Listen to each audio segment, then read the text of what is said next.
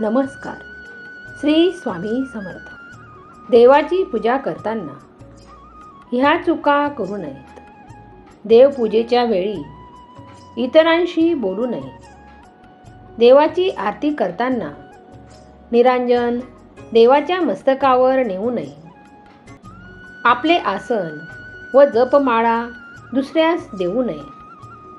देवाला नैवेद्य दाखवल्यानंतर लगेच खाऊ नये. शिळे जल, शिळी फुले देवपूजेला वापरू नये.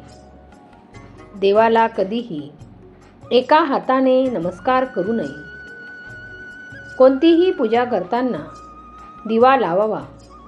दिवा लावल्याशिवाय पूजा अपूर्ण मानली जाते.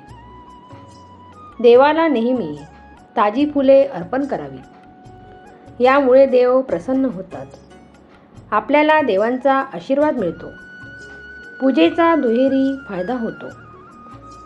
देवाला सुकलेली, शिळी, कृत्रिम फुले अर्पण करू नये. फुले नेहमी देवाच्या मूर्तीला उलटी अर्पण करावी. फुलं अर्पण करताना नेहमी अंगठा, अनामिका, मधल्या बोटाचा वापर करावा.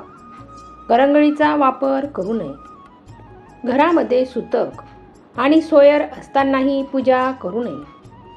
म्हणजेच घरात नवजात बालकाचा जन्म झाला असेल किंवा घरी कोणी मृत्यू पावले असल्यास पूजा करणे शुभ मानले जात नाही.